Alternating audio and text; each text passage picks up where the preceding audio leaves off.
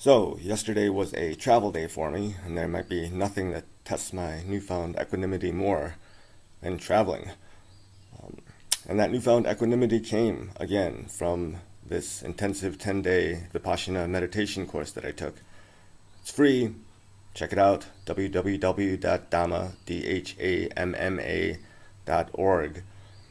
I am sure that most of my family and friends think, I don't know, I'm going through some kind of manic episode and this isn't going to last. The only thing that's going to convince them, not words, not even behavior at this point, but is consistent behavior over time. And I'm confident that this is going to happen because this is the real deal Holyfield. With respect to meditation, there's a common misconception that meditation is about chilling out. What it really is, at least Vipassana meditation, is training your body, which is ultimately nothing more than an extension of your mind, training it to not act so egoistically based on animal impulses and childhood sankharas, for lack of an English word, but to instead for your body to act more rationally, which doesn't come naturally because of our animal instincts and our childhood impressions.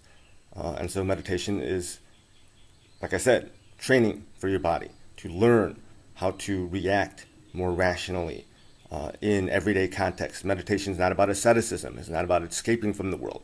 It's about, again, making your body conscious, aware of itself, so that in the real world you can treat people better. You can be a better person not because it's forced from outside, but because it flows from you naturally. Because in truth, and that's what Dhamma means, in truth, we are all interconnected. Back to traveling though, you wouldn't see that truth really by watching people in airports or bus stations or train stations. Everyone is busy and grumpy and needs to get where they want to go, thinking that they're the most important person in the world. Right? Every individual thinks that about him or herself, to the point that they are oblivious of, say, the guy in the wheelchair, who, when there's a terminal change, has no one to help him with his bag, or the kids who, I don't know, are making a mess, but the mom is too preoccupied with them to worry about the mess. At least she has an excuse. There are travelers who typically leave their garbage behind for other people to clean up. What do they care, since they're moving on? So you see that egoism run rampant when people travel. And again, I think it's a very sad sight that needs to be remedied. It's a reflection of our culture. Thinking about it, just at the same time, in the past, I would get more upset or angry when I was aware, even. Not to say I'm the special person who sees, how people suck. That's kind of the Schopenhauer attitude. Arthur Schopenhauer, if you don't know, is kind of the most famous philosophical pessimist. And Schopenhauer's successor, so to speak, was Nietzsche. Nietzsche is the ultimate philosophical egoist. Nietzsche's solution to this problem of human egoism. Schopenhauer kind of throws up his hands and says, people suck, I'm going to escape into the world of art, or maybe occasionally I see someone act morally, selflessly, and that will inspire me about the truth. And there Schopenhauer comes closer to the truths of Buddhism. And I don't even like this word Buddhism because it brings to mind worshipping statues or bowing and chanting. That's not what it's about. I prefer talking about subscribers to the teachings of Siddhartha Gautama, the Buddha. But anyway, Schopenhauer at times actually, when he talks about the thing in itself, his take on Kant's concept, gets kind of close to Buddhism. He actually was the first Western philosopher to really take Eastern thought seriously. But Nietzsche is his kind of successor. And Nietzsche's criticism of Schopenhauer is that Schopenhauer ultimately says no to life, that everyone's selfish, people suck, I want to escape. Nietzsche thinks of himself as the great affirmer of life, saying yes to life. And there's something to be said about that, but he's the expression of the ultimate egoism.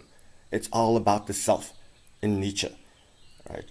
And then, you see the translation of Nietzsche in economic terms in modern day U.S. and in the West, in someone like Ayn Rand, who some people might be familiar with, author of books like The Fountainhead and Atlas Shrugged. And she's, I think, a favorite among some libertarians today, and also some people on the right. I think who was that guy? Paul Ryan, Wisconsin candidate for vice president on the Republican ticket. He says he's a fan of hers, and I think what's his face from Kentucky, the libertarian dude. He also, I think, I can't remember offhand. But anyway, Ayn Rand, she thinks of herself as a kind of updated Nietzsche, which I personally find problematic because Nietzsche's sovereignty of the subject at least has a kind of nobility based upon strength of character. Whereas with Ayn Rand, it's really about money. You deserve to be a sovereign ego because you have more money, and having more money is a reflection of your specialness. So it kind of cheapens Nietzsche's sovereignty. And all of that, I think, it needs to be tempered, diminished. You see that the negative outcome of this in, say, the wage gap that at least some people are addressing now. But the increasing discrepancy between rich and poor is just atrocious, where the rich don't care about the poor, essentially. Don't really think, how is it possible to live on minimum wage? If you're making $10 an hour, say, and you're working 40 hours a week, right, that's $400 a week, right? Say $1,600 a month. If you're living in New York or Chicago or any big city, right, San Francisco, most of that, it's hard to find a even halfway decent place for less than $1,000 a month. So after taxes, what are you going to eat on? What if you have kids? But no one cares because, again, the rich think that they're superior. The poor should work harder. And there's no connection. There's no feeling of sympathy with this other group, because it's all about the ego.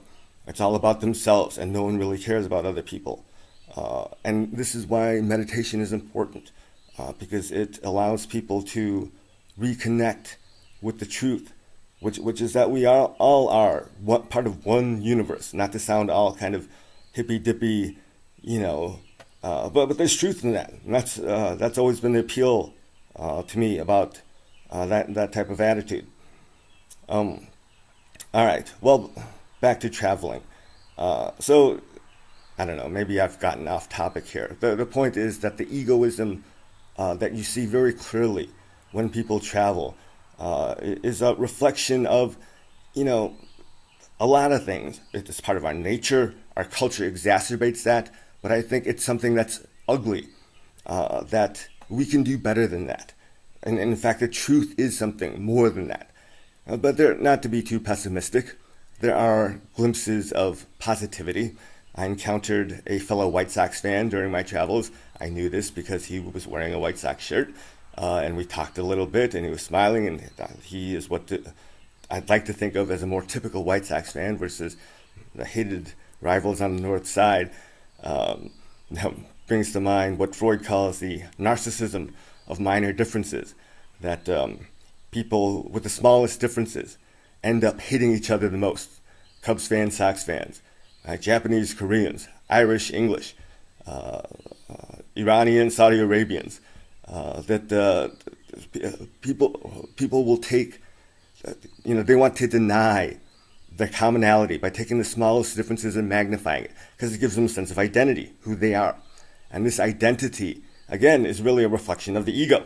It's like, well, I am better than you because who I choose to root for or the people that I am from are special.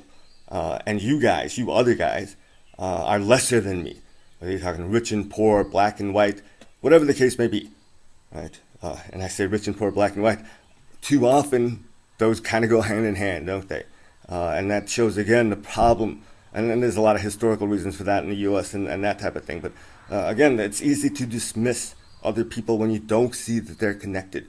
We choose to care about only those who are close to us, our family, the people who look the same as us, the people from the same socioeconomic class. Forgetting, again, not to sound all hippy dippy, one world, but hey, that's the truth. And meditation helps us get in touch with that. Okay, I think that's it for now.